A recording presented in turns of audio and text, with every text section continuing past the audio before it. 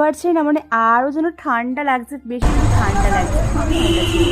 চলো গাইস, আমাদেরকে অটোতে উঠতে হবে, তো সেই টোটোতে উঠে পড়েছি গাইস, চলো যাওয়া যাক।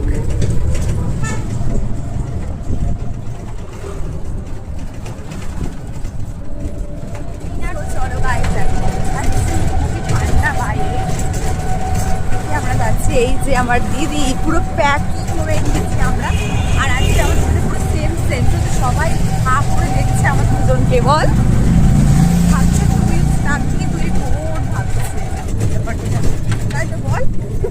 এদিকে তো আমরা হাওয়া খেতে খেতে বাড়ির দিকে যাচ্ছিলাম, আর যা ঠান্ডা লাগছিল তার মধ্যে হাওয়া লাগছিল, এত ঠান্ডা হাওয়া কি আর বলি, খুব শীত করছিল। দেখো কথা বলতে বলতে কিন্তু আমরা ব্রিজে কিন্তু উঠে পড়েছি, কিছুক্ষণ পর আসলে কিন্তু আমরা বাড়ির দিকে। দেখো স্টাফটা কেমন লাগছে গাইস, বানানো আজকে সার্থক হয়েছে, দিয়েছি দিদিও দিয়েছে ওর বানানো নিজের হাতে, ও সার্থক আছে, তাই তো সিরিয়াসলি। তো আজকে বানানো ব্যাগ রয়েছে, দেখো বানানো ব্যাগ। আমি তো মনে মনে ভাবছি যেন সারা রাত যদি ঘুরতে পারতাম টোটোতে বসে, বেশ ভালোই কিন্তু লাগছিল, তার মধ্যে এত হাওয়া ছিল। দেখো আমরা কিন্তু টোটো নিয়ে পড়েছি, এতে ঘোরা হলো বল, ফাইনালি ঘোরা আমাদের ডান, তাই না? সো গাইস, আমাদের ফাইনালি ঘোরা ডান, গাড়ি রয়েছে, আর টোটোতে করে বাড়ি যাবো। ঠান্ডা লাগছে, খুব গেছে একটু এগিয়ে যেতে দরকার, সেই জন্য তো আমি তো ওয়েট করছি। রাস্তাটা দেখিয়ে দেয় একটু ফাঁকা, হ্যাঁ একদম ফাঁকা রাস্তা, একদম আমার মন্দিরের সামনে দাঁড়িয়ে রয়েছে, দেখা মন্দিরের সামনে দাঁড়িয়ে রয়েছে আমরা। তাহলে চলো গাইস, বাড়ি থেকে বন্ধুদের দেখা হচ্ছে।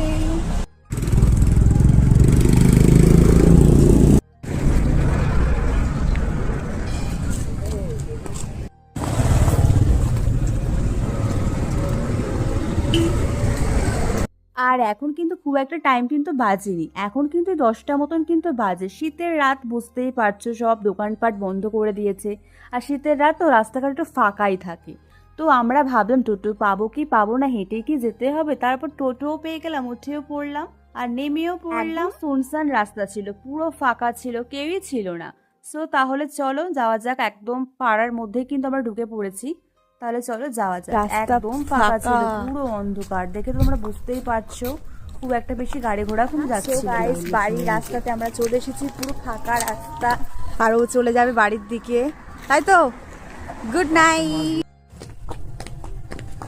সো গাইস, চলো বাড়ি যাই। বাড়ির সামনে রাস্তার দিকে আছি আমরা, খুব ঠান্ডা এখন বেশি, আমাদের পাড়ার গলিতে